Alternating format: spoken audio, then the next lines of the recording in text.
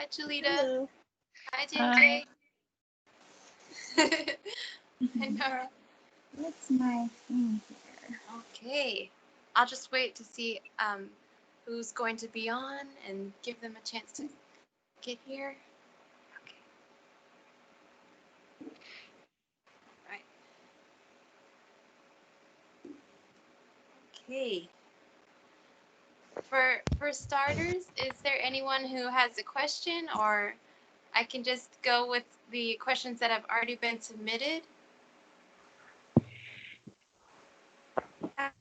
Okay.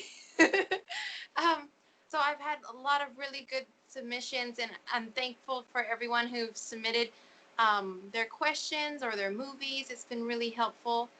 Some of the questions range from topics like karma.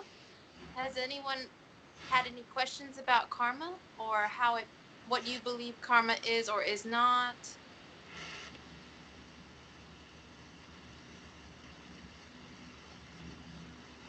Yep, I asked that question and I'm curious to hear what you have to say. Okay, thank you. That was a really good question.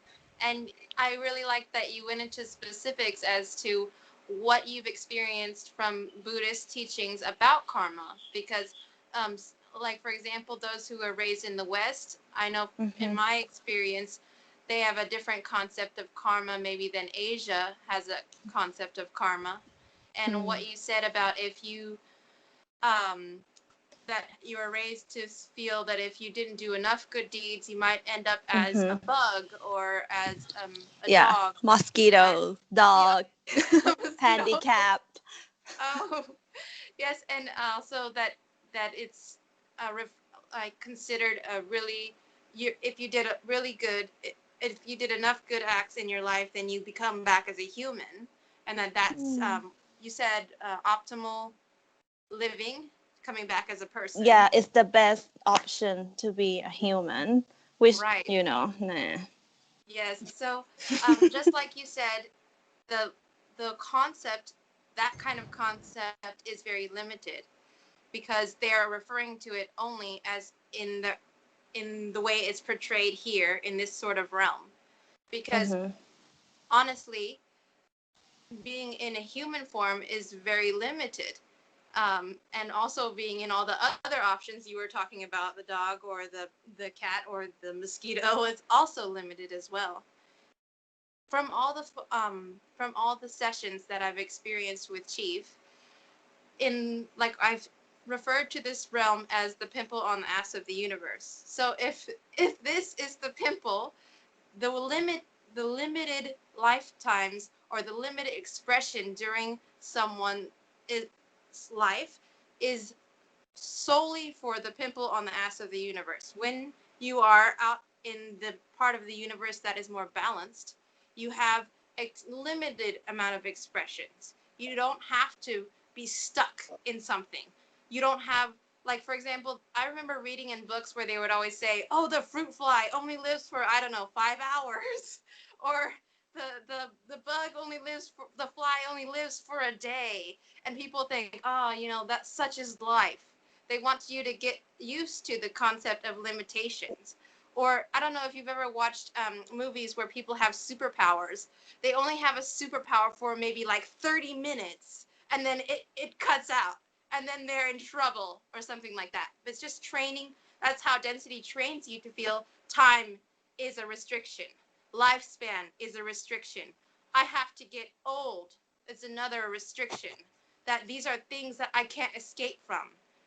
So whenever consciousness chooses an avatar, it was never ever intended to be restricted. If you wanted to stay in that avatar as long as you want to have the kind of expression that you want to have, to learn the kind of things that you want to learn, to experience life in that form. So having a bug expression in the outer universe can be a very optimal expression.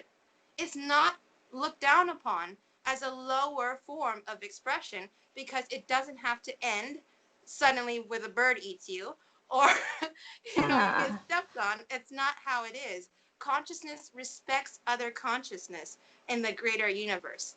That's why Chief posted a post recently, and he said, Supreme consciousness is not your servant. That's why when he talks about associates, they are consciousness. They choose who they want to help, when they want to help them. When Chief asks, will you help someone? It's a volunteer situation. Everything's a volunteer situation in the outer universe. No one has to do anything that anyone requests of them.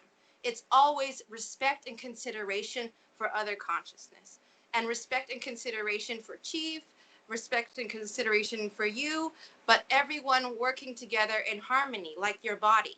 If your cells were, they're all working together in unison because they are a part of the whole, because they have respect and consideration for your whole body moving forward.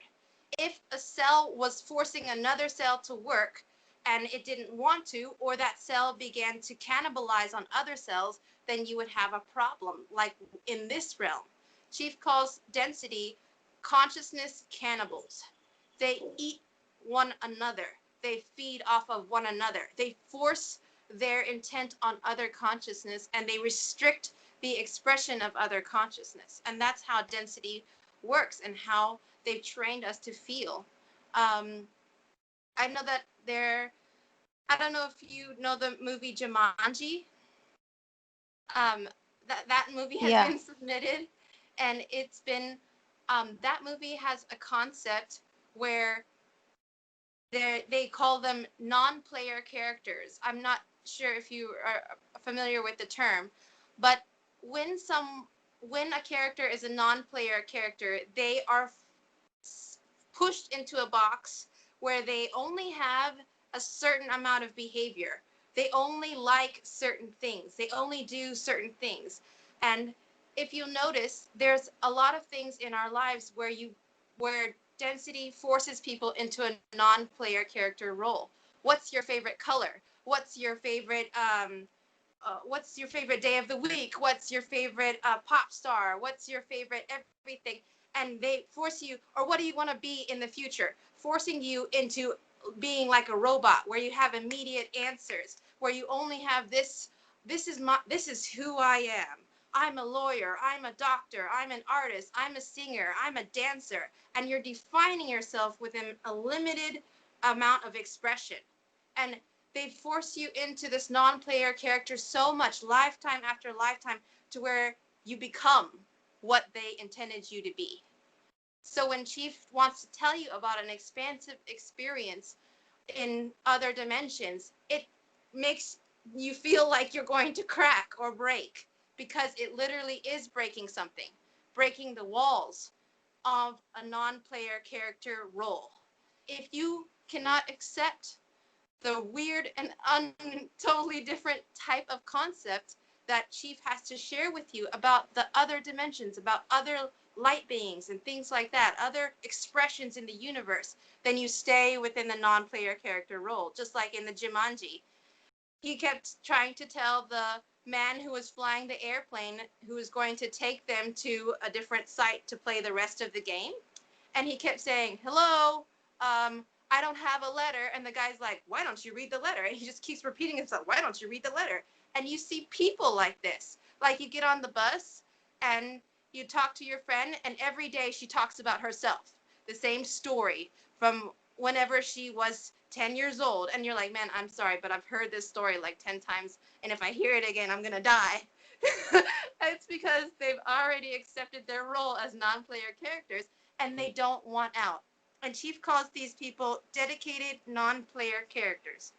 And it might be entertaining for you to just observe people and contain them and be like, and then watch the way they talk. You know, grandpas and grandmas, I know that from my experience with the family units, they were like that. The grandpas and grandmas. Every time you go to grandma's house, you're going to hear about 10 different stories that you've already heard a million times, and you're kind of dreading it, and you got your iPad ready or your iPhone ready with your music, and you're like, go ahead, grandma, I know it's coming. If you have any questions, I can answer those, or I can continue with Jumanji, whatever you like. Okay. So there's other things in the movie Jumanji that were interesting. They had like whenever they press their chest, they have these statistics that show like weakness is cake, or weakness is sunlight, or weakness, whatever it is, and strength is nunchucks or whatever. It sounds funny, like it's like, oh, haha, video game, but actually density does this to everyone. They literally have stats on you. They mark, it's strange, and I only know this from experiences during sessions, but it's like when I remember there was certain things where Chief was looking at someone's life and they experienced a lot of torturous expressions, and a dense entity showed up and he said, this person deserves it. So he's literally keeping record of every expression that this person had. And whenever people have expressions, they density is banking on you to behave the way you have behaved in other expressions, because that information, that energy is stored within you unless Chief rips it out, unless it purges to the surface during a session and then gets extracted. Because they will also try to reenact a situation that you experienced in your past expressions or in this life. I remember watching on Netflix a comedian, and his last name was Birbiglia, and he had an experience where he went to his girlfriend's house and she had her ex-boyfriend in the house living with her. And then he had another experience just like that in the future. And it was just to pull up that same emotion that he had the first time it happened, and how it was traumatizing to him because he felt less about himself.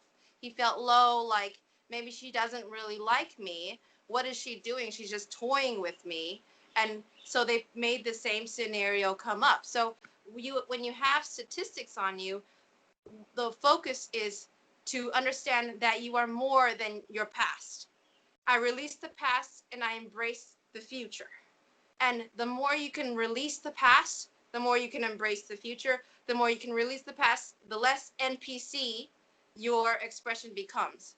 The more you can break out of the computer program that they have you running, the more that you are less predictable.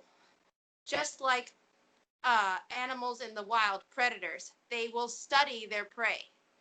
This pack of animals has a weakness. This pack of animals has this many elders. This pack of animals has this many bulls, or the stronger part. And people are a collection of consciousness. So you have parts of your consciousness that are stronger, that want to go in a positive direction. Then you have parts of your consciousness that are damaged. And density has that all written down. And sometimes they're betting on the part of your consciousness that has been damaged to try to overthrow the part of you that wants to move forward, that wants a better expression, that wants to have balance, that wants to be happy for and express itself as consciousness more than NPC. Any questions? Is that like deja vu then?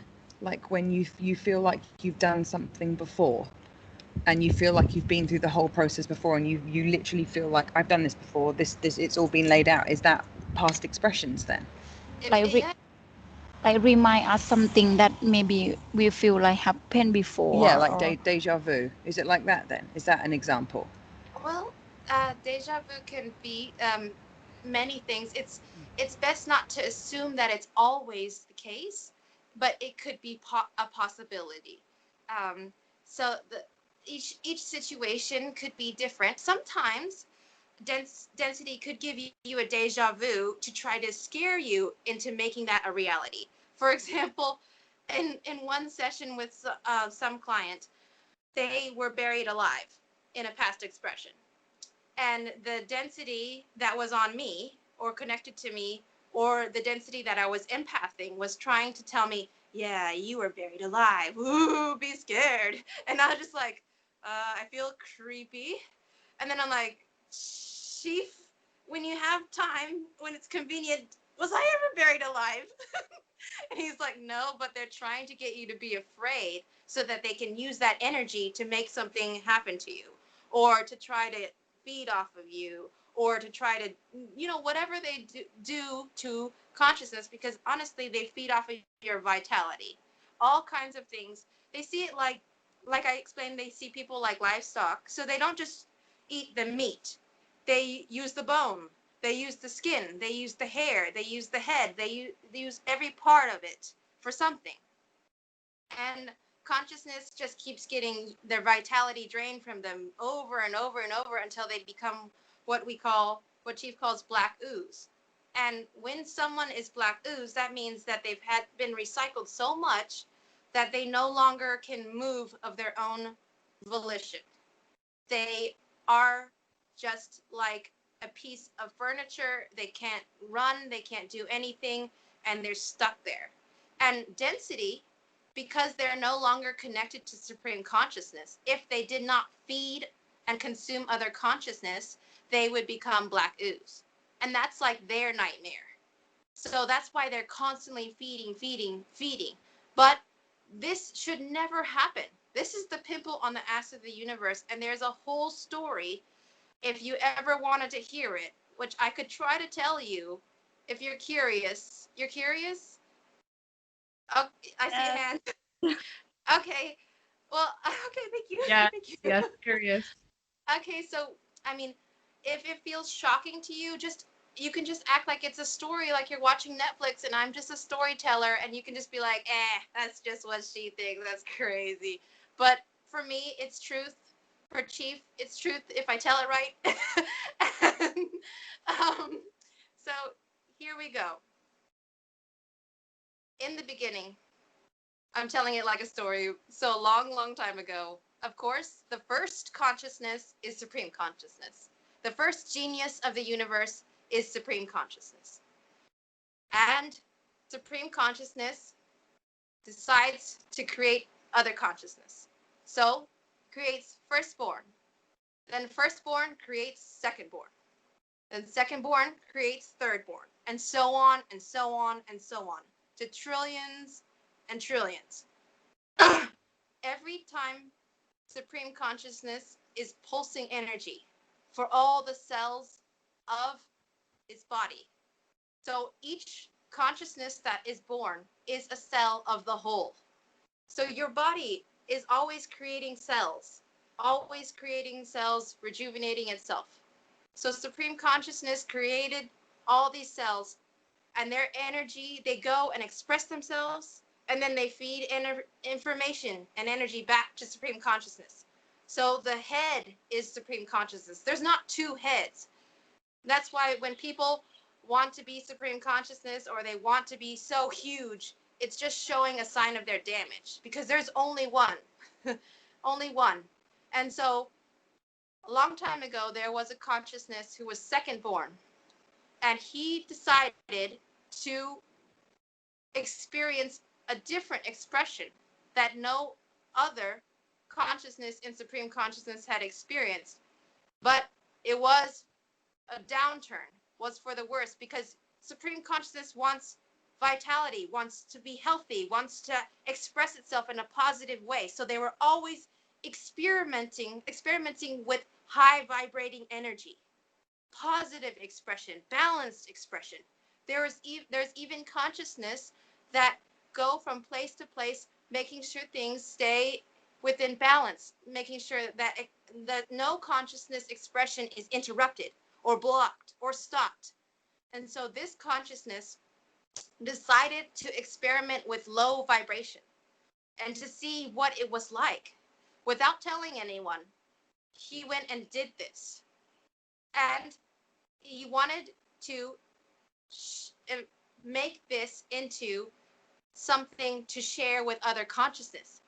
But low vibration ends up harming other consciousness, ends up restricting other consciousness. And he had experienced so much low vibration that it was changing him. It was changing him like the dense people that you see in this realm. What you see in this realm is a replica of the worst things that you can possibly imagine, is the replica of how low this consciousness sunk, how low he went. And so other consciousness found out what he was up to and told Supreme Consciousness, this guy is doing something that is blocking the flow of Supreme Consciousness energy, that is interrupting the expression of other consciousness in the body. That's like if you were to wrap something around your arm so tight that your arm starts turning blue and all the circulation is getting cut off. That's a no-no if you want your arm to stay your arm. So that's why they had to say, Supreme Consciousness, I know you can feel this. This guy is doing this thing. And so Supreme Consciousness had to decide what to do with this consciousness, because before that time, Supreme Consciousness never had to delete another consciousness because everyone was flowing. The blood was flowing freely. The cells were healthy. The body was moving forward, expressing itself in a positive way, in a balanced way, in a way where consciousness enjoyed being part of Supreme Consciousness. There was never a lack of worth or value because they all came from the original genius of the universe. They all express themselves in that way. They emulate Supreme Consciousness and Supreme Consciousness balance. So they never felt like, oh, I'm a trillionth born, I'm less than a firstborn, or I'm competing with a firstborn. Never. It was, I'm so glad to be a part of Supreme Consciousness. I enjoy my expression. I feel like I can go anywhere and do anything and have a balanced expression. But this guy wanted to experiment with making a test for other consciousness that they might not survive, using low vibration to see whether or not they can hang, or whether or not they get stronger or they fall. So this consciousness was doing things with low vibration. And so he began to try, and then he was reported to Supreme Consciousness, and the Supreme Consciousness decided to put him at the edge of the universe and strip him of all his energy and leave him there. They not knowing that he would become black ooze eventually. This consciousness had become so insane because he had gone to the depths of low vibrations. You'll see these people who are insane. You can tell someone who's insane because they think they're sane. They do things that are hurtful to other consciousness. You've seen like people who are serial killers. And sometimes if they get interviewed, they're like, "Oh, I'm doing the world a service. I'm killing people who the world doesn't need. I'm so important that I should kill anyone I want to." That's the type of insanity that this consciousness had fallen to. That they feel so important that it doesn't matter who gets hurt. You've seen this in movies like Jurassic Park. How dare you stand in the way of scientific development, even if it kills everything, even if all these dinosaurs are mutated and weird and funky and strange, or they're half human and half dinosaur, and they don't really know what's up with themselves, or they're kept in a cage constantly. Like the concept of veal is hanging a baby cow where its feet can never touch the ground, and so its muscles never develop properly, and then you eat that stuff, and that's supposed to be high quality meat. Or, for example, vampires, how sucking the blood of other people, how torturing other people, sadistic behavior, all these things, that is the depth of the density that this consciousness had sunk to. So he was self-important. He wanted revenge on Supreme Consciousness. He wanted revenge on what Supreme Consciousness stood for, which was balance. Balance in their way that they behave, balance in the way they express themselves, balance in other consciousness, and his hatred for other consciousness in general. So he began to find a way to cloak himself and then re-enter Supreme Consciousness and look for young consciousness and then mind fuck them and get them to open themselves up to him. And he would say, "Oh, I am showing you because young consciousness look to older consciousness for wisdom. That's why I look to Chief, because he's so much older than me. He's wiser than me." And that is the way consciousness works in the outer universe. Younger look up to the older, older share their wisdom to the younger, and it's balanced and it works and it's smooth and it flows. The blood and the circulation, it runs throughout the whole of Supreme Consciousness. But this consciousness would get younger consciousness to open up to him so that he could drain their vitality and use their energy to keep going, because he would become ooze without it. And then he would train them that this is how you treat other consciousness. You drain the vitality from other consciousness. This is how it works. And the younger consciousness could not defend themselves. They didn't know that there was supreme consciousness, that there was a balance out in the universe, that there was something better, that there was an expression where you didn't have to hurt other consciousness to exist. So they began to grow this way, grabbing younger consciousness, constantly grabbing them, and hiding them in this cancerous ball, the pimple on the ass of the universe. And the pimple began to grow. And then there was he was able to trick a few of the older consciousness, maybe 12. So you see this importance of numbers and things like that. You see in movies where they push number 12 or number 10 or number 3, they represent this story of this dense entity who created this realm we live in. And these consciousness that were older, some of them even turned on him because they realized he was lying. But their vibration had sunk so low that they realized they could not rejoin supreme consciousness. But they fought back anyway, because these older consciousness remembered what it was like to be connected to supreme consciousness. Remember how beautiful it was to express themselves in any way they wanted to, in any positive way they wanted to. And so they fought back. That's why you see these stories of like Greek gods, where Hades and everyone in hell fought Zeus. Zeus represented this crazy consciousness that lost his mind, and he painted the picture as if anyone rebelling against him was evil. And that's why you see these in movies and things where you'll have like a dense mafia king, and he'd be like, how dare you not do what I say? Or you'll meet people who, how dare you not let me abuse you? How dare you not let me get over on you? How dare you not let me scam you? That's the attitude of this consciousness who created this realm. How dare you not let me hurt you? How dare you not let me drain your vitality? How dare you not let me feed on you? That's their behavior. He literally created clones of everyone he met. All these young consciousness, he turned them into clones of himself. You can see this in other people where they are always trying to scam someone, always trying to lie to someone. In supreme consciousness realm, there's no reason to lie to oneself. If you're part of the whole, if your hand got hit by a hammer, why would you want to hide that pain from the rest of your body so the rest of the body could come and assist the hand that got crushed? So I know that sometimes people will be like, well, I don't want everyone to know what I'm thinking. But that's because you have damage, because you are experiencing programming and density. If you have a balanced expression, why not share that with other consciousness? But because everyone has been damaged on this planet, they feel the same. They are just clones of the original that lost his mind.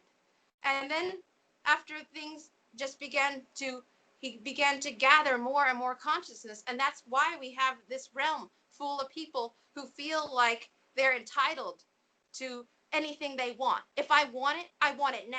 Why can't I have what I want now? Why won't you give me what I want now? Because this is the attitude of this guy. So when you're fighting, realize that the programming that you have on yourself is a replica of this, and resist it.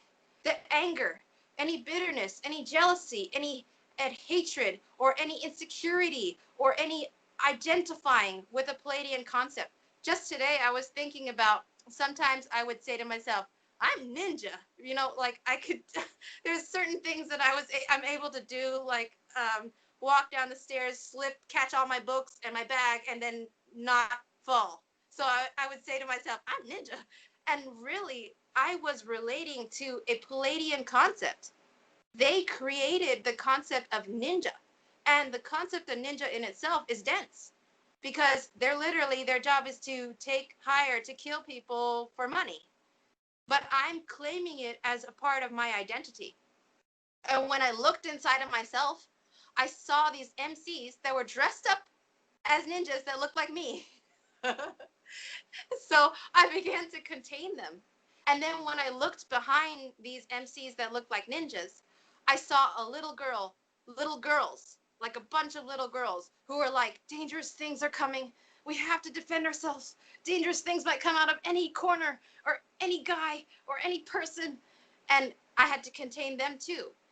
Because a lot of times, if you see that you're identifying yourself with maybe a job or an occupation or a fantasy idea like the concept of Captain Marvel. I watched this movie yesterday or the day before to talk about it today if you are interested. And if if you latch on to certain concepts like in movies and things, they can use this as a a form of energy to live in, to survive on in your energy. During sessions, when people have already accepted a certain kind of concept, like some people, their concept of accepting something is like, I'm a boss ass bitch, or I'm a queen, or I'm a diva, you know. These concepts are all created by density, because we're in density, we're in the pimple on the ass of the universe. So what Chief is trying to help us do is to release those concepts and understand, I am consciousness first. I am consciousness over gender. I am consciousness over my occupation. I am consciousness over my genetics. I am consciousness over everything. And when you do that, you're freeing yourself from everything that's been pushed on you. Like some people, their mom watches romantic films constantly, and since they were a little kid, they couldn't get away from it, and they were trained on romantic films, or the TV raised them as kids. Like they remember TV shows way more than their mom or dad ever said anything to them. So these are just Palladian concepts that are held inside of a person. And literally density uses it like an apartment complex to live in your energy. And that's why sometimes I'll be lying on the table and you'll hear screams happening because somebody's being evicted from the apartment inside of your energy. And they don't like it. But that brings me to the concept of empathing.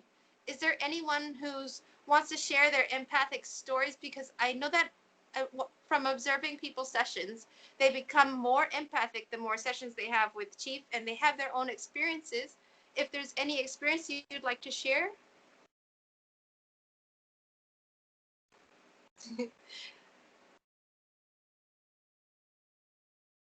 Or if none comes to mind, I have some stories as well. Okay. So for example, there were times when I've definitely experienced certain things. I can use this. Sometimes people don't realize that they're already empathic in certain ways, but they're only empathic because density feels that it's advantageous for them to be empathic. For example, sometimes you have a situation occur and you immediately have a reaction that you don't really want. Like, for example, you feel angry suddenly, or you feel sad suddenly, or you feel insecure suddenly. Sometimes you're literally feeling what the MC is projecting on you. Feeling, for example, I used to cry every time something good happened to me. I used to cry every time something sad happened to me. Not like boo-hoo, but like tears coming out of my face. And when I looked inside of my energy, I saw all these little MCs that had the face like crying constantly.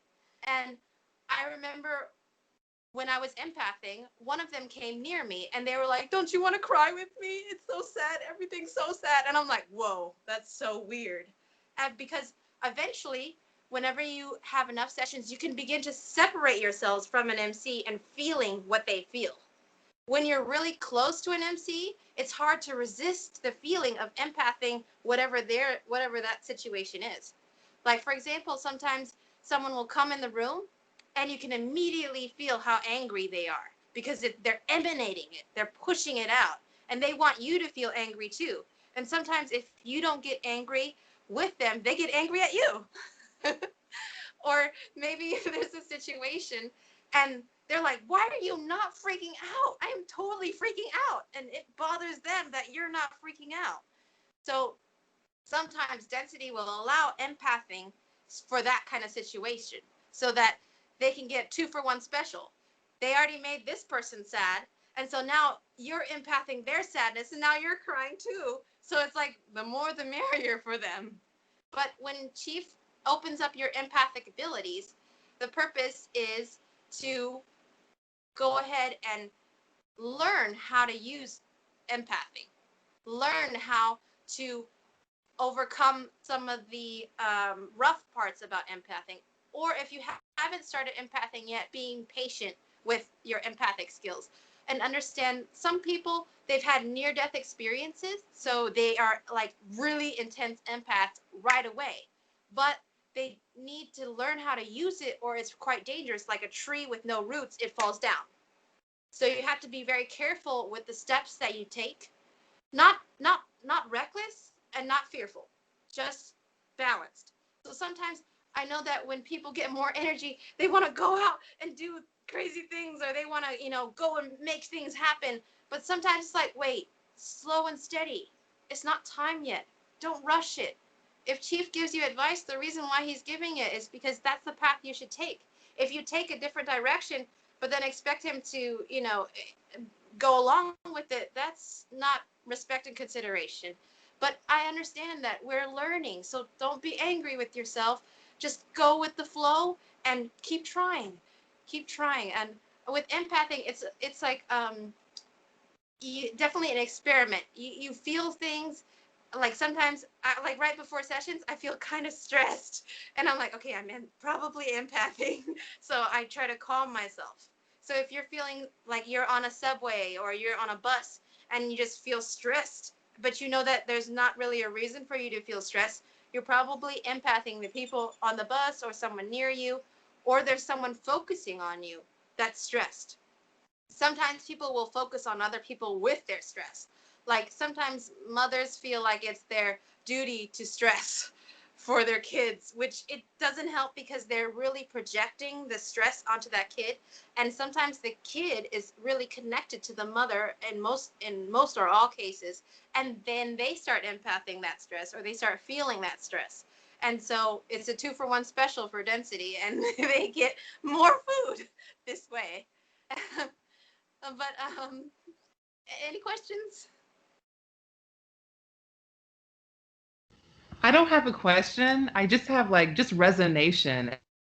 Thank As soon you. as you started talking about, yeah, like as soon as you started talking about just kind of like, you know, taking on or feeling just the energy, empathing other people's energy in like the various situations that you gave, like I just it just it's like, yeah, of course. And then I mean, one comment that I'm saying, yeah, of course, as in like definitely that is relatable and definitely experiencing that. And like I've just really been experiencing that. And then one thing that you mentioned before about um the story you were giving about like low vibration and how that can harm consciousness, and how, you know, you have a person who's like, well, let me see what this like low vibrational kind of like feeling is. And then they don't realize that the more you kind of dwell in that space, it actually can become harmful to you. It's not just like, oh, I'm just going to take a shower and then wash this all off. Like actually can sink into your bones, right? And get into your skin. And that, like you were talking about like a thing that I've been trying to do, where I'm trying to hold space for people and energies that aren't necessarily easeful for me to be around. And like I'm thinking I'm doing a good thing, you know, I'm expanding myself. And now I'm thinking like, oh no, actually, I think you're harming yourself. Maybe, you know, you don't need to do that. So I'm gonna mute my mic, but I just wanted to say resonation, like, thank you. Thank you so much. That is really a great share that you gave. And what you said about making space for other people's thoughts or ideas, or however you are making space, it's very, very common thing for people to do that. People even make space for things like movies. things like statistics on their football team or their basketball team. It's very similar to the same. It relates to the same thing when you make space for people. It's putting foreign energy into your energy, and it affects you, especially if it's low. It's going to be low vibrating because people are not working on themselves because no one's been giving the tools. Because this consciousness who made this place, their whole concept was to imprison consciousness. So why would they tell you how to be free? That's why what Chief shares is freeing. And I know this down to the depth of who I am, because I am becoming more and more free every day, because I'm realizing what I've already put inside of myself, what I made space for. And like you said, low vibrating energy is not something that, oh, I'm gonna take a shower and then wash that stuff off. It soaks into your bones, like you were talking about. It soaks into every fiber of who someone is. That's why in the movie Captain Marvel, there was a it talks about, like, for example, Captain Marvel and the movie Dark Phoenix X-Men. It shows them absorbing like this huge, like, massive amount of energy, and then they start glowing, and this, the lightning and stuff, and they can shoot photon blasts out of their fists and stuff.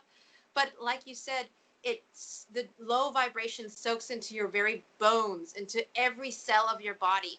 So when you're vibrating that low and you absorb something that's very high in energy, you will explode. Because literally, through sessions and things and talking to entities on the other side, they created the body to be low functioning.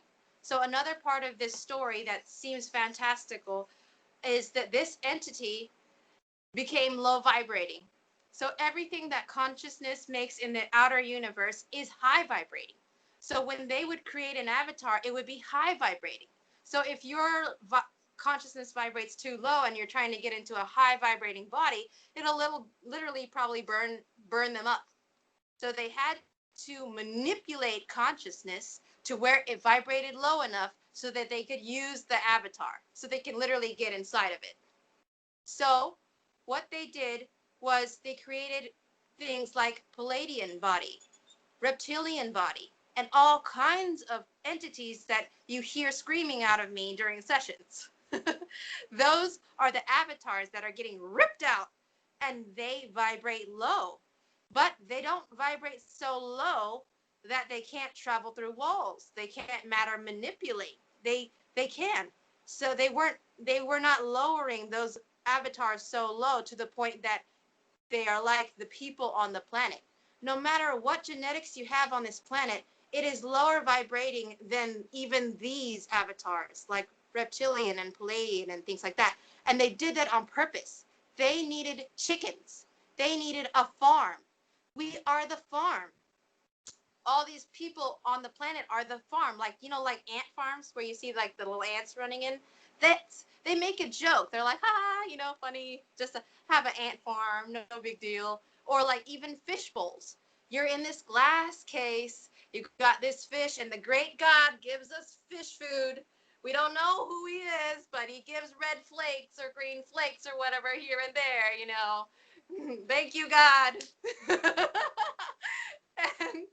and but literally they created an avatar, they lowered it, and now you have what they call the humanoid, the humans.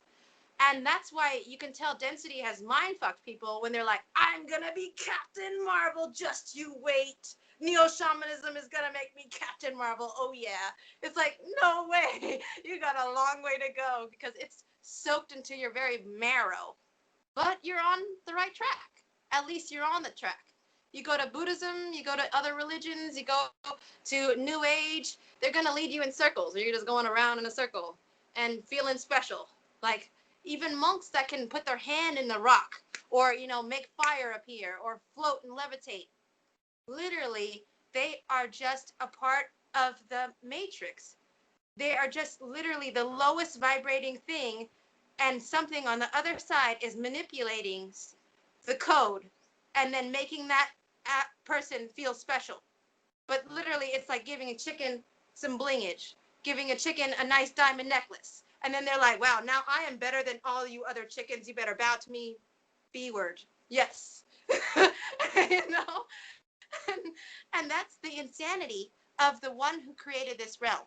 He felt like, if I create a universe that is in my image, then I will be like supreme consciousness. We had a client who was such an egotistical B word that he wanted to be chief so bad that his every desire was like, I want to be him. So I'm going to dress like him. I'm going to change my facial hair like him.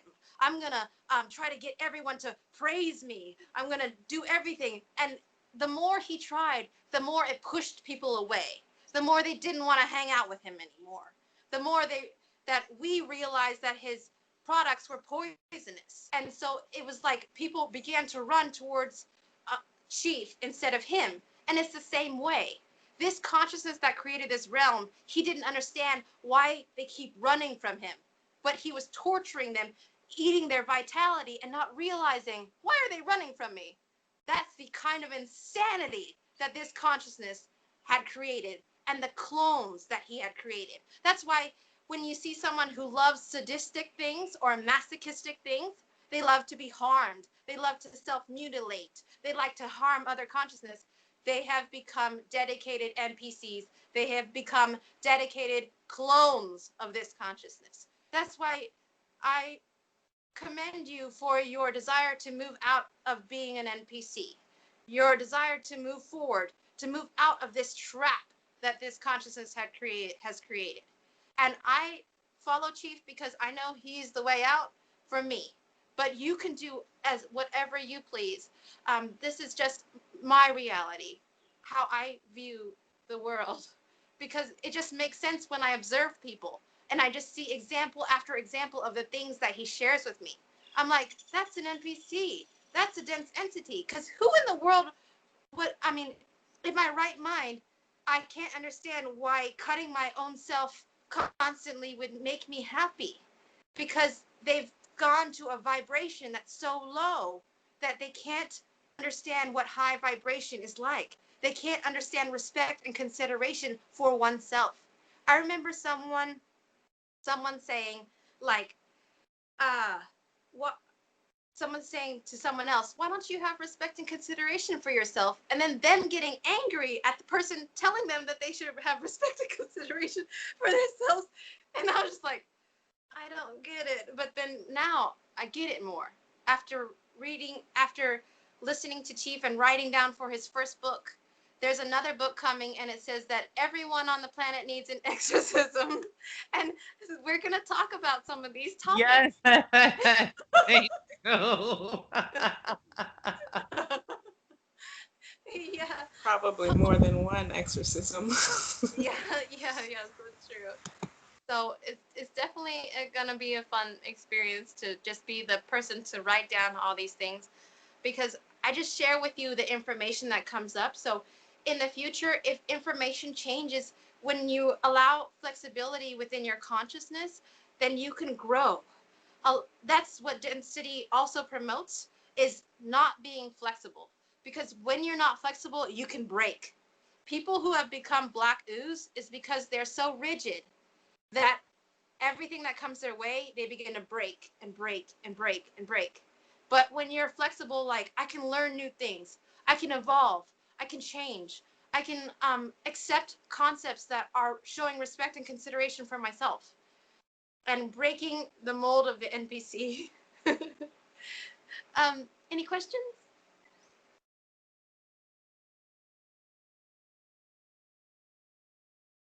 If not, I can keep going.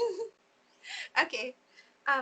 So there were other concepts in the movie Jumanji, and a part of that was about getting old. And in the movie, at the beginning of the movie, the guy, he's like, I just want to let you know that getting old sucks.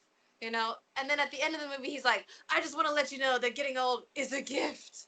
It's trying to get you both coming and going. They either want you to hate getting old or love getting old, but bottom line, expect to get old. And that's a part of how they built the human body, to decay. Because consciousness should not have to end their expression unless they want to in the outer universe. They should be able to continue it for a very long time if they so desire. There shouldn't be like, oh, this fly lives for one day. It should be continual if you want to learn and to express yourself. But also, when your mind is the main center of your body. When I used to hate myself, I used to get this thing that looked like eczema or this rashes on my body where the skin would not heal and it was just constantly itching and constantly peeling off. And when you hate yourself, your body responds by attacking itself. And that's why density promotes self-hate all the time. You need this makeup product to make you like yourself.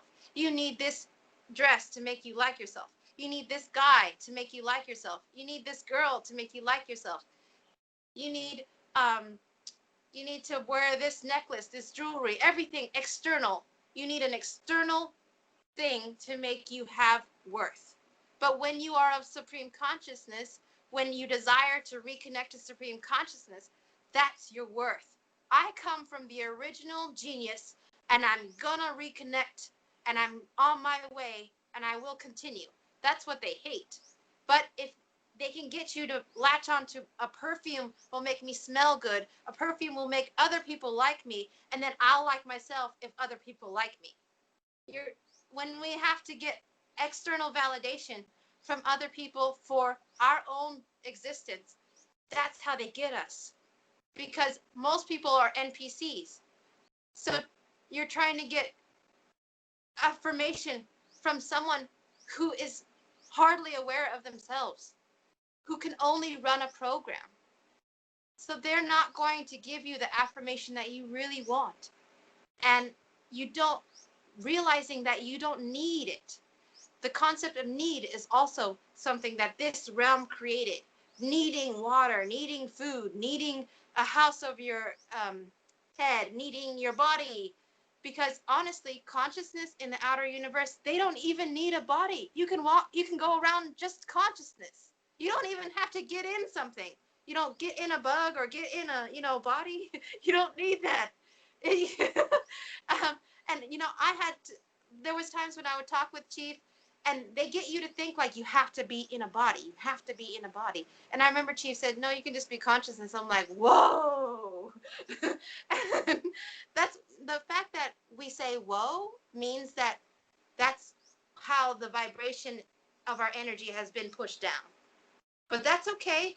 You keep having whoa moments until it gets your vibration grows and grows. It's all right.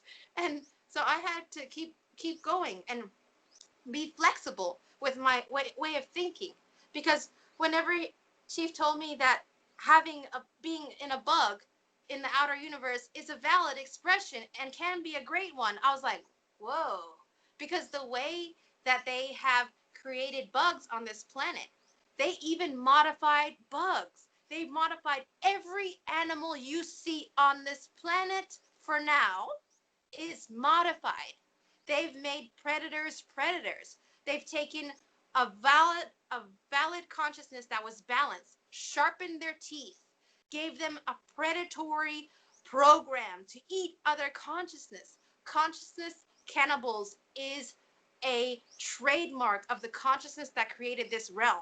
That's why you see it in animals, why you see it in people, why you see it even in, insects or animals and everything else. You see this predator program. But sometimes you'll see these animals that they don't act like their normal program, right? You'll see them and they even act like people sometimes. Like you'll see a cat and he's just chilling like, yeah, he looks just like a person. So what's happening there is a consciousness was put in the cat avatar that was low vibrating, that had been manipulated to vibrate low. But that consciousness is stronger than the program. So it acts like whatever it is. So you've got cats that are like, hey, what's up? And they actually put their hand in your paw and like shake your hand. And you're just like, whoa, you're so weird. I don't think you're a cat. Or I don't think you're a dog. And that's how how you get those anomalies that seem strange. Like you've seen people talk about their bond with animals, like octopuses or dolphins or whales or things, or cats and dogs or even horses, and they act like a person and they don't understand. Because Nara's right when she says that in Buddhism they say that sometimes you can come back as a dog or cat. There are people in your lives that have lived lives as cats or dogs or other creatures. And it sounds really strange. It sounds otherworldly. So if it's hard to believe, don't believe it if it's too hard. Just take it slow and just keep going in your journey and you'll be fine. But for those of you who want to feel like it's an option, it is an option, and it is a reality for me, and it can be for you if you want it. And it allows you to flex the walls of the NPC, push them back, make them move. That's when you can think about things that are outside the box that they try to shove you in. That, wow, consciousness can have other expressions. Consciousness can override the program. Consciousness can have a balanced expression even in this realm, because we're learning. We're gathering awareness. That's what makes you not an NPC. The more awareness that you can accept, the more of this balanced information that you can absorb, that will help you free yourself. Um, so, I have a question. yes, go ahead. Um, it's it just came to me when you were saying how sometimes animals can express human traits. And it made me start to think about contracts with, I guess, other consciousness, perhaps. Like, could we have a contract with another being, whether they're in human form or animal form, like the bonds that we have, or is it always just feeding contracts? Or how does that work? That's a really good question. Before I address that, also, if your cat starts acting like a person, it can be possessed. So don't buy, like, don't throw that one out the window. So, Okay. but in terms of contracts, the whole concept of a contract is dense because it's forcing you to do something whether or not you want to or not for a certain amount of time. There should never be a contract. It should always be free will to do something. That's why in this realm, it's a total farce that people have free will to do whatever they want when they want to, because they're so full of density that they don't know what they're doing when they're doing it sometimes, or sometimes they're well aware of it, and that's what they like to do. So in terms of contracts, density, when I said I'm a ninja, I was I was accepting the concept, literally making a contract in my own way. When I was in the church and I wanted Jesus to heal my foot because I wanted it, I made a contract. And I didn't know at all. I wouldn't have done it if I knew. But they trick you this way. If you watch a movie and you're like, I want to be this character, I want to be this person, I wish I was like that, you're accepting it. It's just like in the concept of Dracula. Dracula can't get you if you don't invite him into your house.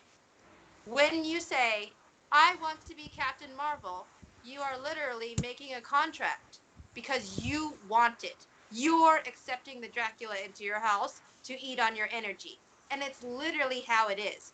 When you say, I want to be Captain Marvel, you are, and you've already created situations where you're focusing on being Captain Marvel. You're focusing on emulating that behavior. You can create MCs this way, and then density will hang around your MCs and feed off of them because they are connected to you and you relate to them. You give them energy because you think about something happens in your life and you're like, oh yeah, I need to be Captain Marvel in this situation. I need to face this like Captain Marvel did in that movie. You're literally just focusing on that contract that you made. And they might toss you a bone. One day you see electricity floating around your hand, and then you got to tell your friends, oh my gosh, I saw this crazy thing. and it literally just feeds the density. And they can literally use what you want that they created, like when you say I'm Captain Marvel, as building blocks inside of your energy for their house. So some people, when, like, for example, they want to be, for example, they're a dancer, and they use the concept of being a dancer to fight all the people who made fun of them.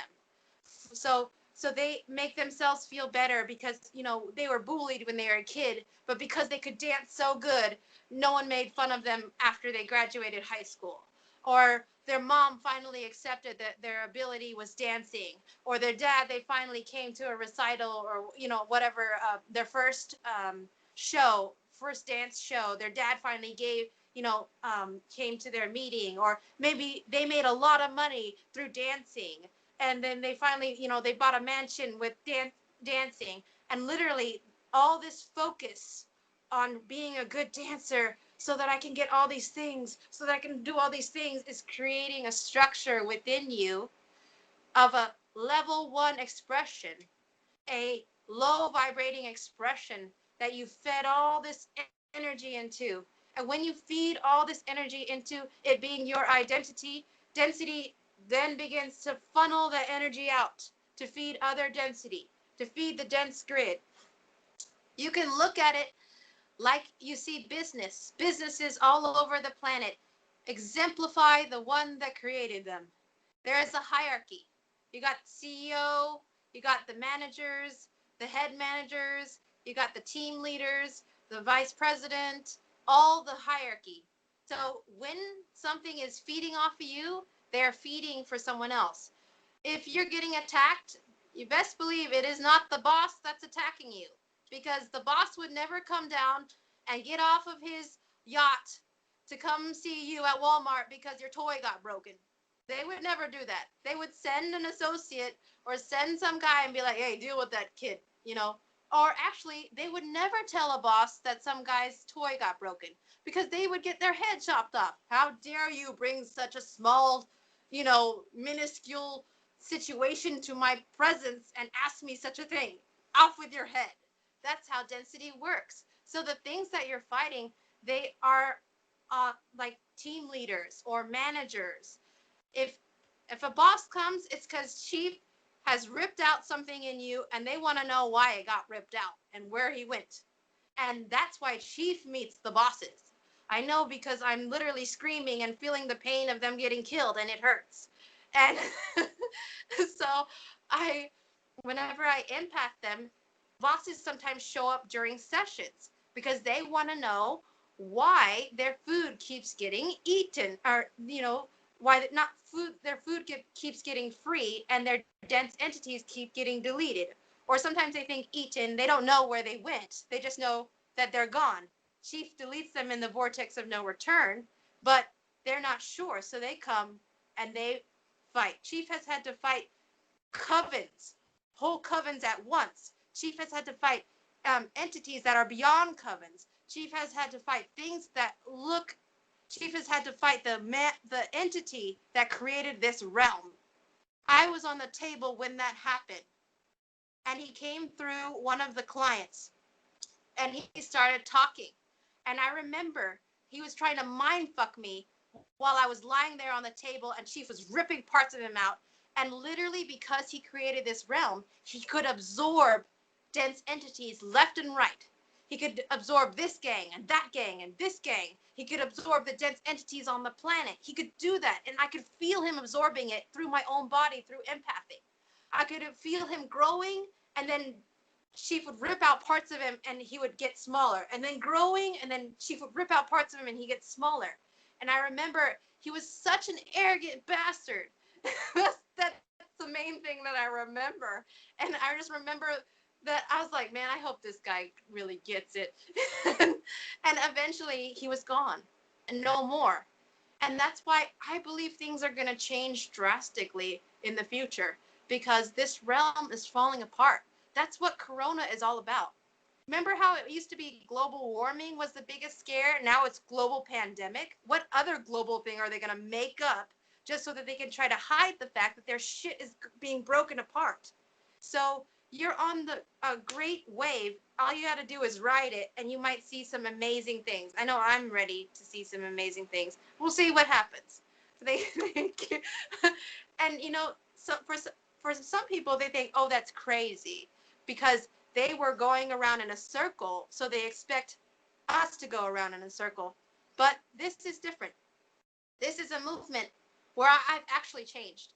I was in the religious cult up until I was 21, 22 years old. Now I'm 32. So all that time, I thought the rapture was going to happen. I thought they were going to take me, on a ship, I thought they were going to take me whatever, and I was going to go to the new heaven and new earth bullshit. But now I realize that whole story of the Bible was the entity that created this realm, that it was about abducting people. There's a lot of clients that have experienced the trauma of abduction, and that abduction was to transport them from one place to another in order for more feeding to occur. And the Bible talks about those kinds of things. And I just recently, I began to put two and two together, just the way that they behave and just the things that are in the Bible about how you are less, God is more. You know what? You're made in the image of God. So you need to, if you don't follow these 10 commandments, you're going to hell. All this stuff about fear, and imposing, like, if you don't do what I say, if you don't restrict, if you don't have these restrictions, how will you know what right and wrong is? As if if without the Bible you wouldn't know what to do or what to think. And a lot of times that's just how they make you think. And I thought that way for a long time, that maybe I don't know what's right and wrong without the Bible. Maybe I can't, do these things. And it made me insecure, made me fearful, made me feel like my nature is evil and I just can't fight it.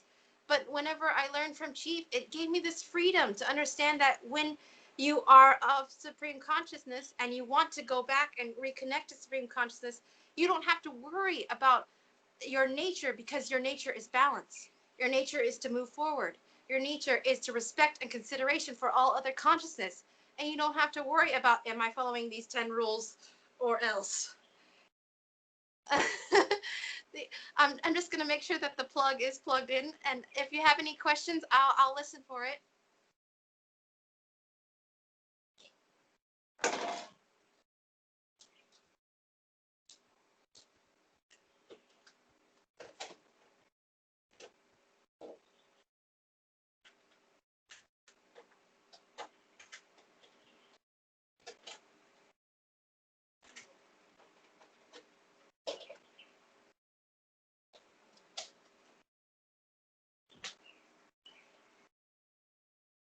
I have a question. Okay, thank you very much. When you say that you intend to reconnect with consciousness, what does that look like? Thank you. When it means to reconnect to supreme consciousness, it means to be able to face what we've defined ourselves as and be able to let it go. It is a very painful process, but the more that you are able to see yourself as consciousness instead of your job or instead of what other people have pushed on you, gender, race, all these things, the more that you can let go of what is considered human. Because you know how people say your emotions make you human. If you can let these things go and see yourself as consciousness, you can work on reconnecting to supreme consciousness. That's why in movies, if you'll see, like, if, for example, in the movie Captain Marvel and in the movie The Dark Phoenix, the villain is always saying, let go of your emotions. They only hurt you. Your past is what fuels your emotions. They're having the villain tell you what's actually helpful. Not, and then the good guy's like, yeah, my emotions make me powerful. My emotions make me human. But your emotions, and then they would say, the villain would say, your emotions make you weak. It's true, but the villain is saying it, so they're trying to mind fuck you. They're trying to tell you something that's actually valid, something that will make you have an easier go at reconnecting to supreme consciousness. But instead, the villain is the one who's telling you. I'm sorry. I hope that's helpful. I'm still learning what it means to reconnect to supreme consciousness. I'm still on my journey trying to figure that out for myself. And I only know that every time I face something about me, face the fact that in my life, I tried to learn all these skills. I did art since I was a little kid. I played, I sang at restaurants and things like that. I did singing in competitions. I did all these, I did sports. I played basketball in college and things. And I felt like these talents defined me. I felt like they were my way to keep the zombies from making fun of me, to keep the NPCs from putting me down, to keep my parents from putting me down, to defend myself when my relatives would attack me, to defend myself when people would say I was ugly. These talents, I held on to them so close to me that I felt like if I ever had to let them go, it would kill me. And these are the things, if you feel that there's something like that you're holding so close to you, these are the things that if you find the strength to let these go, they will take you, you will be able to move towards reconnecting to supreme consciousness even that much quicker or even that much better. Because it's not about speed, it's about consistency. So like some people, they do containment, but it's kind of occasional. So consistency is better. Consistency is the most important thing. I even had to let go of the concept of better because I wanted to feel like I was better than my family because I wasn't trying to torment other people and get them to join the cult again. So if I found anything inside of me that was any way that they behaved, I felt like I couldn't accept that I had paranoia like my relatives. But that made me unable to move forward in that area because I wasn't able to look at myself and say, you know what, I have paranoia. This does not define me as paranoid. This is not fatal. It's not going to end me that I accept that I have this paranoia, but I need to accept that it's in there and then contain it and let it go. And even sometimes I say to myself, I release the concept of paranoia. I release it into the vortex of no return. I release the concept of fear because I used to be so afraid that the people that I really cared about would not like me. Like I felt like, oh, okay, I don't care if the masses like me, whatever. But if the people that I really liked didn't like me back, I felt like that would destroy me. I felt like if they were to get in my face and tell me that I was a piece of poo and that they hated me, that I don't know if I could continue living. That's a block. And density puts it inside of you to restrict the flow of your energy. Literally like putting a band on your arm and now your hand is not getting blood flowing to it. So the way that you reconnect to supreme consciousness is letting go of your past, letting go of what defines you, letting go of things that are a foreign concept that you've adopted as yourself. Like sometimes people who go to like Comic-Con or like Anime Expo, they'll dress up as their favorite character like Batman or this or that. It's always trying to get you to be someone else. Being you is never good enough. You gotta be someone else. Who's your favorite pop star? Who's your favorite idol? And it's always like, just being you is not enough. You gotta be a president. You gotta be a doctor. You gotta be a lawyer to be viable. And once you're able to let go of these concepts, the concepts is what binds you. The concepts is how you create a contract with density. But the more concepts you can let go of, the more these concepts are the program. These concepts hold you in the matrix. The reason why people stay in the matrix is because they believe the food they're eating is real. They believe the air they're breathing is real. They believe the car they're sitting in is real. But when you start to release density as being your truth, and to accept things like I am consciousness. Release the past, embrace the future. I am of supreme consciousness, therefore I have worth, always have, and always will. I have respect and consideration for myself. The more that you accept these concepts into yourself and push out the old things, the more you're moving on your path, the more you're changing and literally transforming your energy to where you're not an NPC anymore. Density will see you very differently the more you continue on your journey. I hope that's helpful. Thank you for asking. Anything So else? can I ask you? Yes, yes.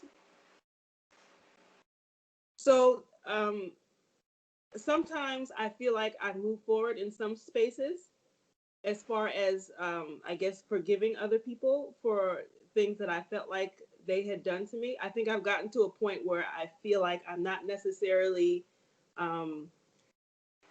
behaving as a victim to what, you know, or holding myself a prisoner to what it is that they've done to me. But sometimes when I think I've made progress, sometimes a little bit of anger comes back. So does that mean that I have not forgiven enough, or is there space for forgiveness, or am I wasting my time? That's a really, really great question. So there's, for starters, the concept of forgiveness is quite tricky. You have definitely made progress just by asking questions is progress. That you even ask this question is progress. So you can give yourself credit for that.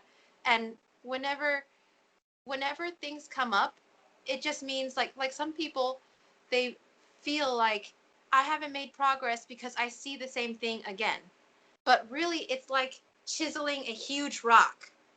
When you take out a chunk or a huge boulder that's made of some kind of dense energy or something, a toxic boulder, and you take out a piece of it, you feel better, like, wow, I feel better. But sometimes we want to feel like the density will trick us into thinking the better means it's all gone.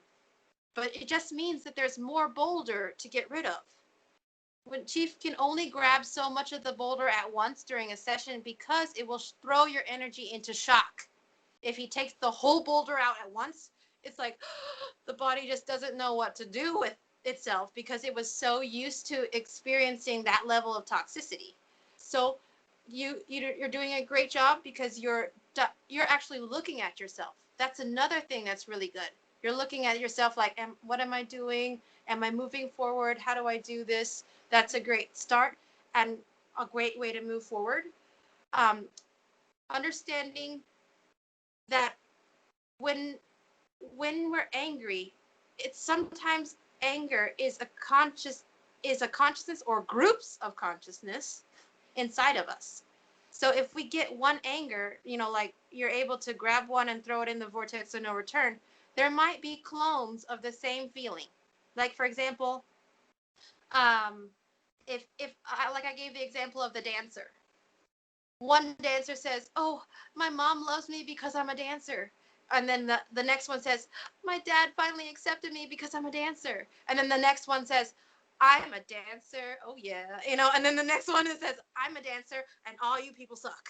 So it's like all this variation of one kind of, what seems like one kind of emotion.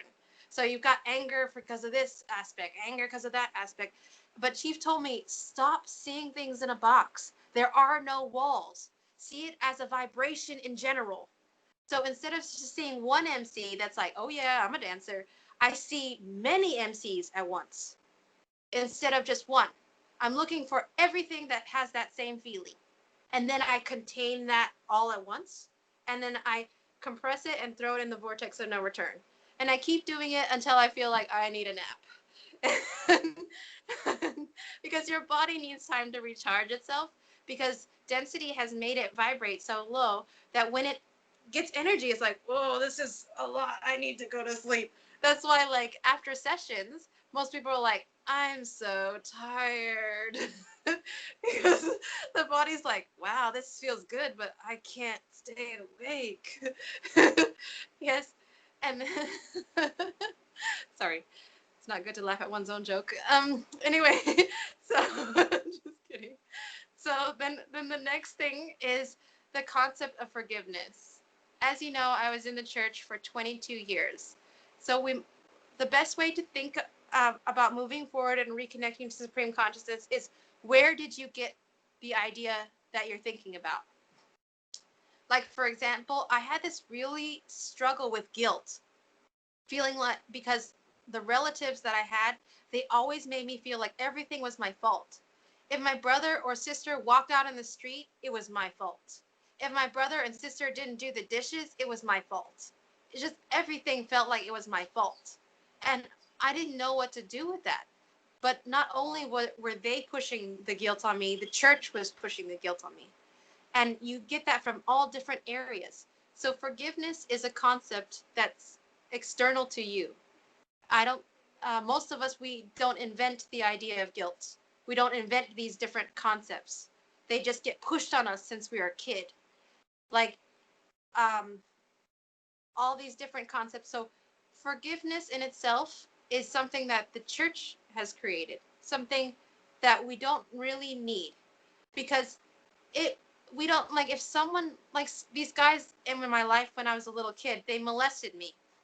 I don't need to forgive them, but I don't need to waste my energy hating them, because they're just NPCs.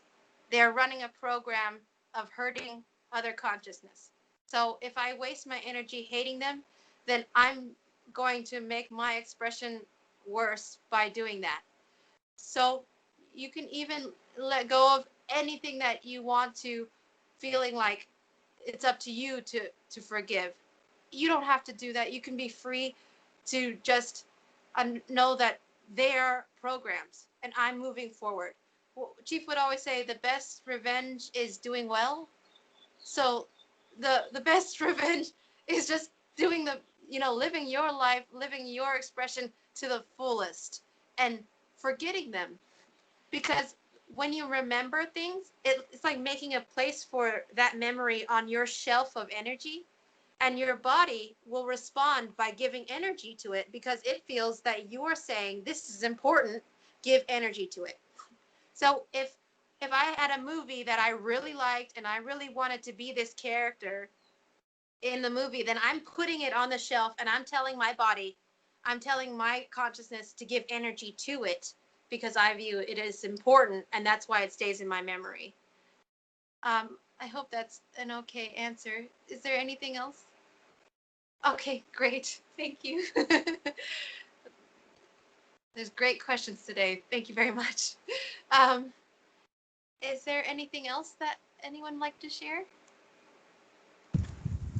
I think I'm a little confused Okay. about, like, a little bit about how, if someone says they're in such and such career, like they're a doctor or a teacher, but we're in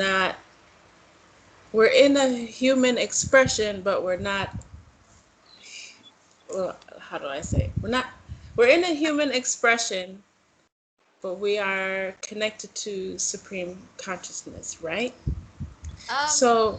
Or trying to get connected. Yes, because in this case, so for example, I understand, because there's a very strong program within most of the consciousness about being human.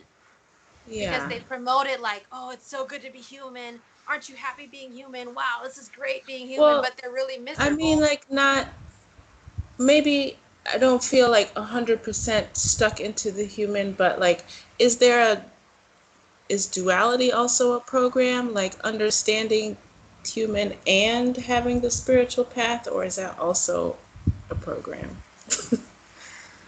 Like, I don't know how to explain my confusion. Like, yes. There's some things we need to do. Well, I don't know. Now I don't want to use the word need, because I feel like Right, right. There's So some you can, things we're choosing to do in this expression, but it doesn't have to define us. It's just right. how to pay the I'll, bills, or yes, how it will I can help us to address that. travel, something like that. Okay. So that is where density loves to do things. They want to make people focus so much on their living. Because honestly, if you really wanted to end it, you don't have to keep playing the game. You don't have to keep trying to find a job. You don't have to try to keep making money. You could end this expression. But they want to get you to feel like I need to continue. Why? Because my avatar will get hurt and I'll die of hunger if I don't have a job. Because they want you to relate to your physical avatar as being your totality. That's why in this world you get paid the most money if you can distract people the most. Presidents, doctors, dancers, pop stars, Netflix movies that get the most views. They distract people the most to make them feel like the chicken life is the only life. And they get the most money. It's like they get NPCs to feel like this is the only world that there is. So you have to have a job. You have to have this. You have to have that. When you don't. You don't have to. If you wanted to end it tomorrow, you could. And that would be your right to do so. You would have the right to just end it. But things are changing, and that's why I'm sticking around. Otherwise, I would end it. Things are changing. If things weren't changing and I wasn't actually learning anything, I'd be like, man, I'm out of this. This is nuts. And and on movies, they try to get you like, oh, suicide, it's a sin. It's the worst thing ever. There's something wrong with you if you want to die. But you're living in misery. You hate your kids, you hate your wife, you hate the family you're in, you hate the job you go to. Why are you alive? Oh, because it's crazy to want to die. I'm like, okay. So even in the movie Jumanji, the guy says, I was making 100 plates a night and I was killing myself. And then the other guy says, but you are selfish. You gave up on the restaurant. That was my life. So you see again, trying to get someone to live day by day. Like, you need this. This is our identity. How could you get rid of my identity? Again, predator-prey relationship. The predator telling the prey, why can't you just stay in misery with me? Because I'm feeding on you. You should just accept that. And then in the end of it, the guy who said, I made 100 dishes a night and I was killing myself. In the end, he said, oh, I had such a good life. Bro, we are just best friends. You and me are homies.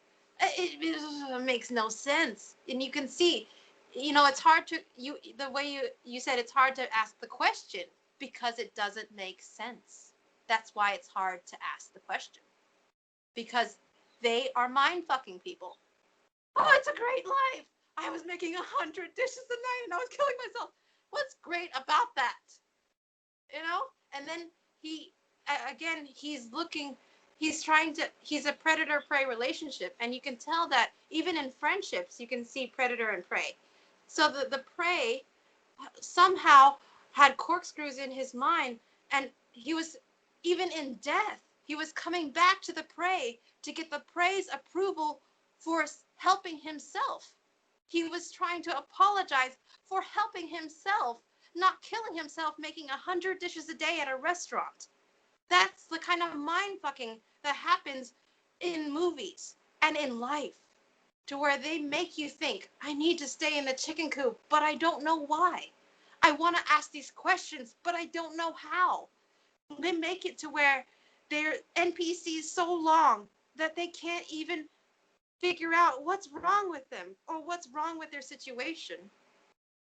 But yeah, it's not a simple answer, but if you focus on what you know to be true and moving forward. I told Chief, I said, I don't know how to continue with such uncertainty.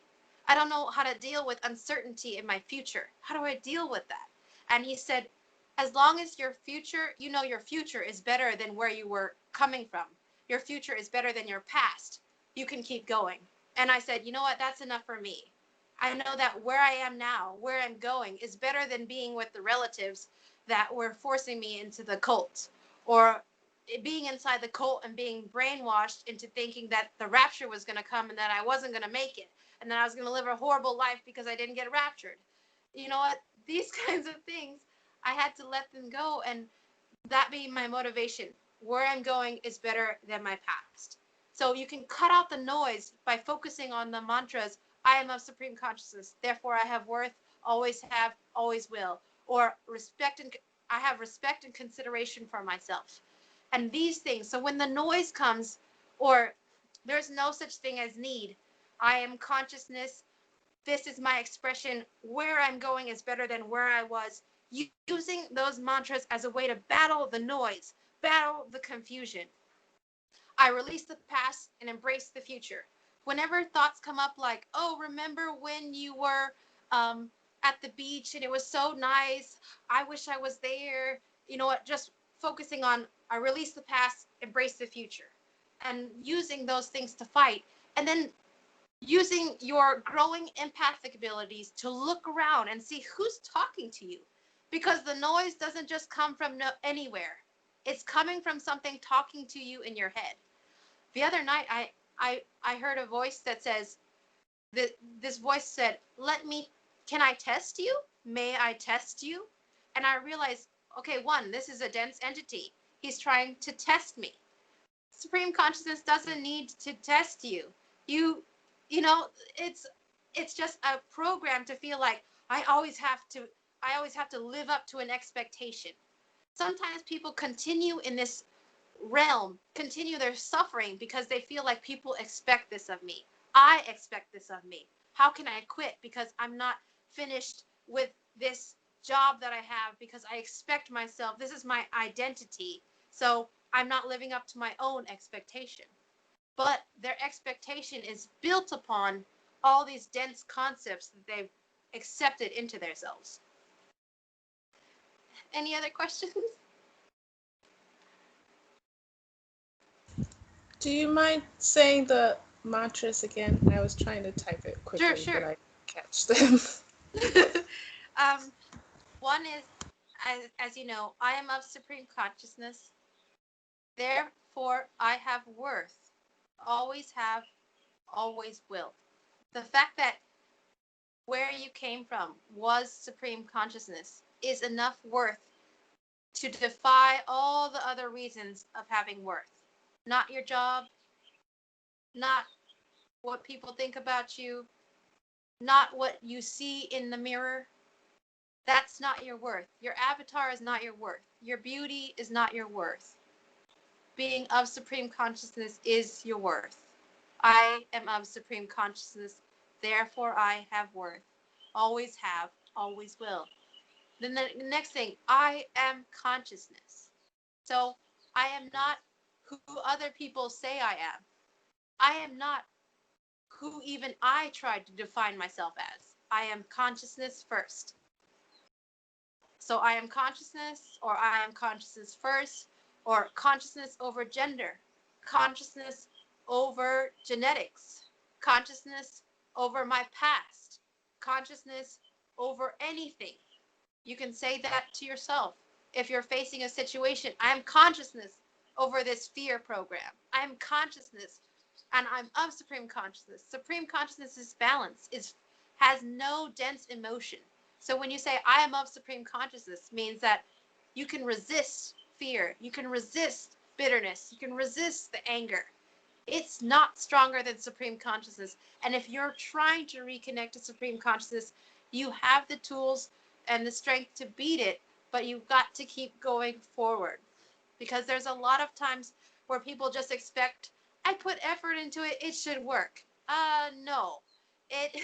Some people don't even have the RAM to run the program, but understanding that just trying will make your life better than not trying. So not to worry about, am I doing this right? oh, am I going to even make it? Just keep going. See what happens. Your future, there's no such thing as destiny. Like, I'm predestined to make this point. I'm predestined to be here, to be there. Nope. You're creating your future every step of the way, one step at a time. Every time you feel angry or you feel sad or if you feel bitter or feel jealous and you say your mantra, I am consciousness first. I am of supreme consciousness. That's my worth. You're fighting. You're taking a step in a different direction than what they wanted you to do. So your trajectory is going forward. You can change your trajectory. So you can see, I've seen a lot of people come and go for having sessions with Chief. People who could not resist. They came to a fork in the road and they chose bitterness or they chose insecurity over focusing on I am consciousness first, I am of supreme consciousness. So they had to choose. Their destiny was not predestined, but they made a choice and they kept going in that direction. So they never went on the path that could have took them to reconnecting to supreme consciousness. So every time you feel something, that's your choice. This is your fork in the road. Every time you feel confused, that's your fork in the road. Every time you feel sad, that's your fork in the road. What's your choice? Where are you going to go? Are you going to have a session? Are you going to have a pity party? You know, which one do you want to do?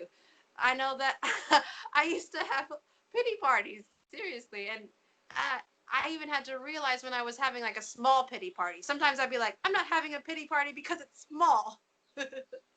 You know, it's not a big one, so it doesn't count. And I had to look at myself and I was like, that's crazy. and and sometimes I wanted to make sure to look at myself so Chief wouldn't have to correct me. You know, so he wouldn't have to notice that I was having a pity party.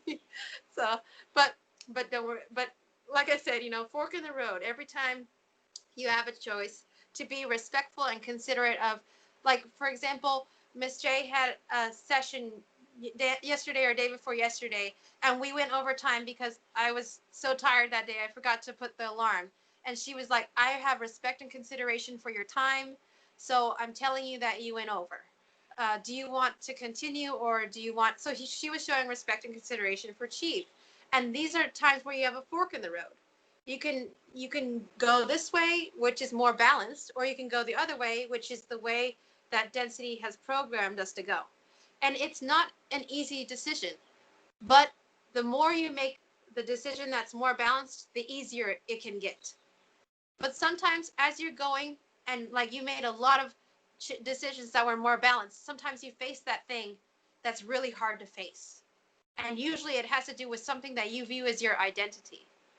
Like me giving up my artwork. I used to have a lot of art that I saved up and I literally deleted them from Facebook. I have no more records of all the art I've ever drawn. And that was a huge thing for me because it was like letting go of what was my identity all that time. What I used to fight off all the critics and people who made fun of me when I was a kid. And when I let that go, it felt like all this weight just dropped off of me. All these things I was carrying, because when I was sad, I would draw a picture and it would be sad. Or when I was angry, I would draw a picture and it would be like someone kicking butt. You know, all these things and all this emotion that I would put onto these pictures. And then I had them on Facebook and sometimes I would look at them. And all that time I invested in, I was literally pulling out a piece that I felt was myself and putting it in the vortex of no return. And that was a really big fork in the road for me. But once I made the right decision, my energy spiked. And you can see that if you find a place where you need to face your own identity and you make the decision that's more balanced, you'll see a spike in your energy. If there's a part of you that feels like if people are not looking up to me, I feel bad about myself. That might be a part of your identity that might need, if you let that go, then you will feel a spike in your energy and you will feel freedom for yourself. And it's hard because it's something you relied on all your life. Sometimes even in sibling relationships, the oldest sibling will feel validated by the younger siblings looking up to them. And if they don't look up to them anymore, they feel like they have an identity crisis. And that's when a program that you've accepted is now being shaken. And it's you either feed density or you can free yourself. You have like the choice. Yeah. Hope that's helpful. Thank you. Any other questions? What you just said is helpful for me, because I have some things that I have on the web, and in the back of my head I keep saying just erase it, forget it, and because people keep coming to me for the things that I have on those websites, but Right. I don't want them to do that anymore. There are other things that I would like to do, and I keep saying, well, maybe I can take what I have and sort of morph it into something else. But really, what I would like to do is just get rid of it and do the new expression. Yes, good for you. That's really great. It takes really guts to be able to do that. I commend you for wanting that and desiring that. And the reason, um, from what I can understand and what I can gather, sometimes you feel this pull to keep you from letting something go and like totally just cut it out. Whenever there's something that wants to morph it into something, it's because it just wants you to keep carrying that baggage, the weight of it, because it's feeding density, and density's like, please, we need your food. And you're just like, no, no, no, I'm gonna get rid of you. And that's what you feel, the resistance. But once you do it, sometimes they'll try to like get you at first, try to pull you back. But once they see that you're already gone and in the distance, it'll be even harder for them to really try to get you back. I remember a chief's daughter once told me that she sees me like someone with a balloon, and because I had to run away from the cult and run away from my relatives, and she sees me with my balloon, and I'm like, fuck y'all, and I'm just like floating away. That's what she told that's what she told me, and I was like, yes, I'm totally gonna do that. Hey, like I'm holding onto the balloon and like floating away. And sometimes we have to cut things out of our lives because they keep you tied to the density. They keep you tied down. They keep you in that time where you're sad. They keep you in the moments in your life where you were feeling really low about yourself. And that's a great thing to just want to do that. Thank you for sharing. Yay. Anything else? I had a question for you. Sure. So, trying to think of how I wanted to frame this. No Earlier problem. you mentioned your progression with like uncertainty, right? So Right. I've noticed that I think my biggest challenge is trying to always understand the why, the why of it all. Like, why is this happening? Why, why did this go this way? Why did just that's just my universal entrapment or entrapment, right? So how do you make peace with the uncertainty? If yeah, I guess that's the question. Thank you for sharing. Sometimes there are certain questions that are pushed upon us because it's something that the masses usually ask. Mm. When you ask why, sometimes we want, like, for example, sometimes people would say the why is fate, or the why is your destiny, or the why is because you did something wrong, or the why is because you're not enough. And usually it's something to promote you to feel bad, or you to accept fatality, or accept something negative. So instead of asking why, asking what can I do? What actions do I need to take? How can I change my expression? What can I do with what I have and move forward, instead of why? Because why is a normal thing because it gets pushed on us. why or how, but we understand that when things happen in our in life that seem negative, a lot of times density wants to make you feel like it's fatal, like it's the end of you and you'll never recover from this. You might as well just give in to the misery and just sit in your corner and cry. But when you learn how to be balanced, Chief told me that in this world it's you're in a war, you're in a battle. But then he changed it and he said you're actually in a brawl, a bar fight. And things are coming at you from every direction. And sometimes there's no time to sit there and be like, why are we in a bar fight?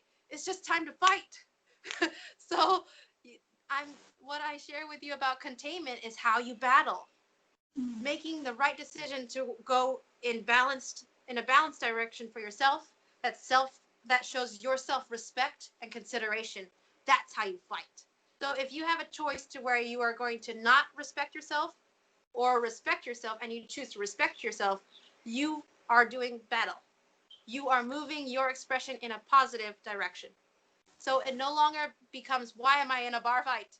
It becomes, I'm going to knock any sucker's face off that gets too close to me. Whether it's insecurity, whether it's fear, whether it's fatalism, whether it's the fear of uncertainty. These are the things in the bar trying to punch you. So it's your job, or not your job, but it's best for you to contain them or they will punch you.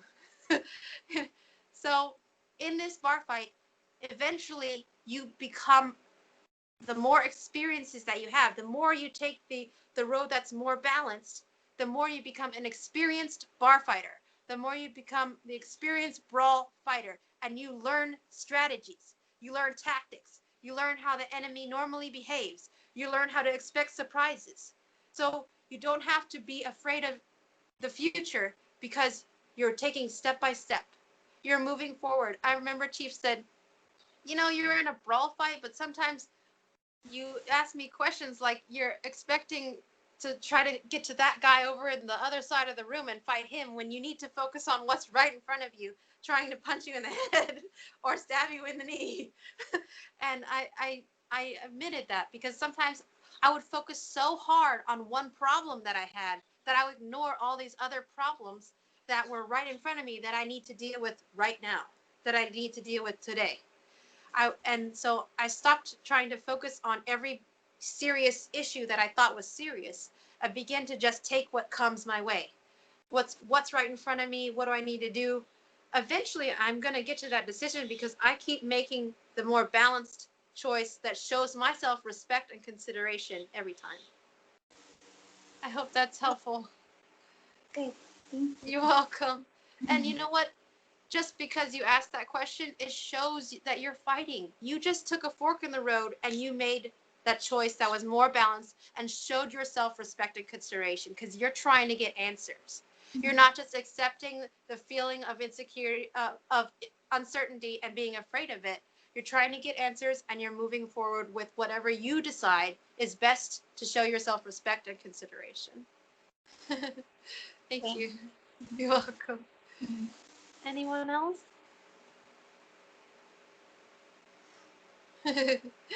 Okay. So I can just continue with anything else that has to do with the Jumanji movie. Let's see. Actually, it looks like I've covered everything. So there was other concepts that were submitted to me, and one of them was the concept of. Thank you, Danny. There was a concept of the crystals. Is anyone curious about crystals or something along those lines? Yes. Okay. So I think there's something like crystal healing or like crystal beds or like crystal to do this, crystal to do that, crystals in their purest form, they hold memory, they hold energy, they hold information. So a lot of times when people think that they will heal you, really they just absorb things that are Sometimes they'll absorb what's around you, what's on you. So it's not really getting rid of whatever the issue is. It's just absorbing it into the crystal. And it's not good for anyone, not good for the consciousness in the crystal, and not good for, it doesn't get rid of them. They just are there. And also, whatever attachment it absorbs, that attachment doesn't necessarily have to stay inside of it. Um, the question was about, do crystals talk? So we are trained to believe that talking has to be like, hi, how are you? How's it going? How's the weather? Nice to meet you, that kind of thing. And that if a consciousness doesn't talk to us like that, then they're not talking. That's not real. But the talking that I'm most familiar with from what I've learned with Chief is empathing. So one time, Chief had a crystal that he picked up in Tibet. And I was learning how to empath more and more. It's been like a year or so that I've been, maybe 2 years that I've been empathing, and at this intensity, and 9 years of learning from Chief and his daughter. So when I had the stone, I thought maybe, because I had I'm still working through insecurities. I thought maybe the crystal would want to talk to me. I never assumed like, yeah, you're going to talk to me. You better talk to me. I have no entitlement situation going on there. So I was just like, I wonder if it would talk to me. So I held it, and, I resisted all the science bullshit that says that if it doesn't have a mouth, it can't talk, or that if you talk to things that you're crazy. So I held it in my hand and I asked, is there anything you would like to say? And immediately I was in the middle of a battlefield in Tibet. And there were all these feet running around and these people dying everywhere, left and right. And their blood was running underneath this stone. And I was just like, oh my gosh. And I was like, I had to put it down really fast. And I contained it. And I was like pulling what I was absorbing from it onto my arm. And I was like, oh crap. And then I told Chief, I was like, I think the stone is trying to say that she has absorbed a lot of things and she needs a clearing. And she wants you to hold her in your hand. Because consciousness can choose to have a more feminine expression or more masculine expression. It's their choice. So she chose to express herself as feminine when she talked to me. And I got that sense of it. And when he held the stone in his hand, it began to get more clear. And when he said it was done, he put it back in my hand. And I didn't get any more of the flashbacks of war going on. So I knew that it had worked. So that's a way that they can communicate with you, but it's not so good because this realm has so much density that most things will express contamination, or attachments will really be talking to you. So some people, they say, oh, my crystals are talking to me, but what are they really saying? And what are they saying for you to do? That would be telling. Are they telling you to lie down on a crystal bed that many, many other people have laid down on? And now you are making yourself susceptible to the attachments that are in those crystals that can drain your energy and pull it into the density that's staying in the crystal. Also, people don't know that things like even cell phones, crystals, anything that you're looking at can be its own little world. Even in your phone, there can be entities and all kinds of things that are just hanging out in there. So that's why Chief will tell you, contain your tech, contain your things. Sometimes people will play games on their iPad so much that their hands ache, their wrists hurt, because density, they're absorbing it into their hands. The focusing, they're giving their energy to whatever the game represents. Because when you're focusing on a game, not only are you focusing on the game itself and what it's programming you to do, you're focusing on the programmer who created the game. That's why whenever you go online and you read other people's articles, you're giving energy to the person who wrote the article, and you're giving energy to whatever the program or the density that is being pushed in the article. Sometimes there are sites.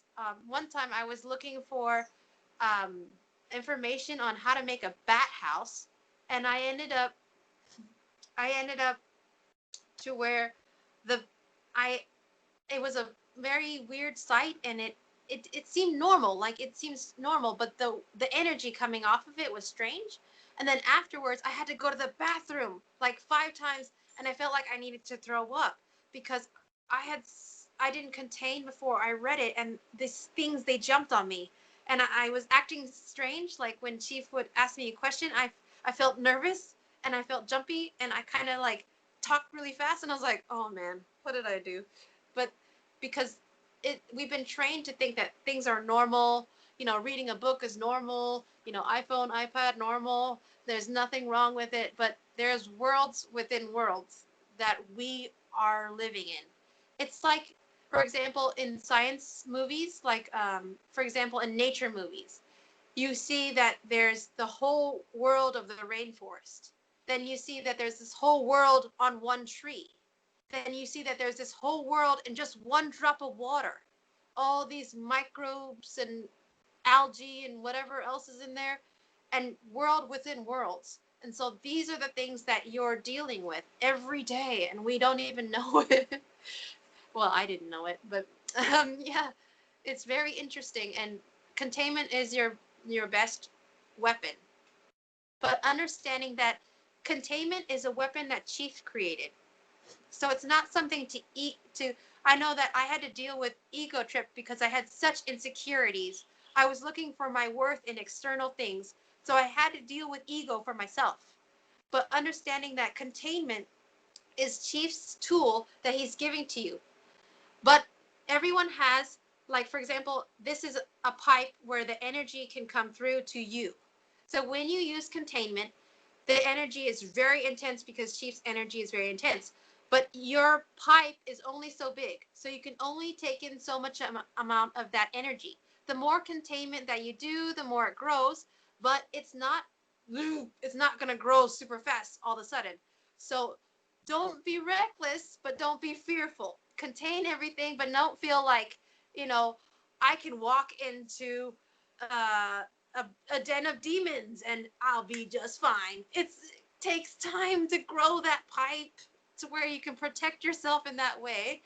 I don't hang out in the mall all day, 15 hours a day, because I can't handle it yet. And I've been at it for 9 years, and I contain all the time, but my body has to take a break because my pipe needs to grow. So I hope that's helpful for you. We have 3 minutes if anyone has a question or anything. Thank you for explaining that last bit about the pipe and everything, because I know it at times when I've done containment, particularly with a family member, and then whatever attachment, and it's been, a bit of a brawl, a bar fight, sending it away, and there's been an element of fear, and then I've had fear come in and then been like, oh, I didn't like doing that, oh my god, I don't, for a moment of saying I'm not going to do that again. But then I realized that it's an MC or something telling me, so then I contain that and send it away, and then I'm tired. Afterwards, and I've had moments of going, I'm tired because I'm not doing it properly, or I've got tired and had to sleep, and then been like, oh, I haven't been able to do all the containment I want to do now, and then again there's an MC of I've failed, but really I let myself rest, and then later continue where I was with the rest of the containment that I haven't done. So thank you for explaining that. No problem. Sometimes we walk willfully into a den of demons and try to contain our way out of it, or sometimes we walk accidentally into it. But as long as you come out on the other side in some shape of okay, you've learned a lesson, and you can get stronger by going forward. But just remembering what lessons you learned from each experience. So if you find a fork in the road and you find yourself kind of like halfway going in the right direction, or halfway, or actually going in the wrong direction, but then you turn back, or you actually scratch that, you don't turn back, you now have a new choice. You either continue in the path that's going to disrespect yourself and your energy, or you decide, you know what, I'm going to be more logical and more balanced with my energy, and I'm going to go in this direction, which is I'm going to leave the mall and not try to stay there as long as possible.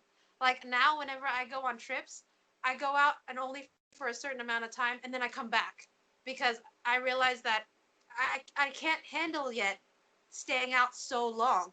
And I had to accept that about myself, and that I wasn't like, there was like voices like, yeah, you're weak. Yeah, because you're weak. I just had to be like, no, I'm learning. Okay, back off. Continue. And into the vortex of no return. So I hope that's helpful. Thank you all so much for joining this 7th Women's Forum, and I hope you have a great day. It's been a pleasure. Thank you so much. Thank Thank you You're again. welcome. Thank you. Bye. Bye. Mm.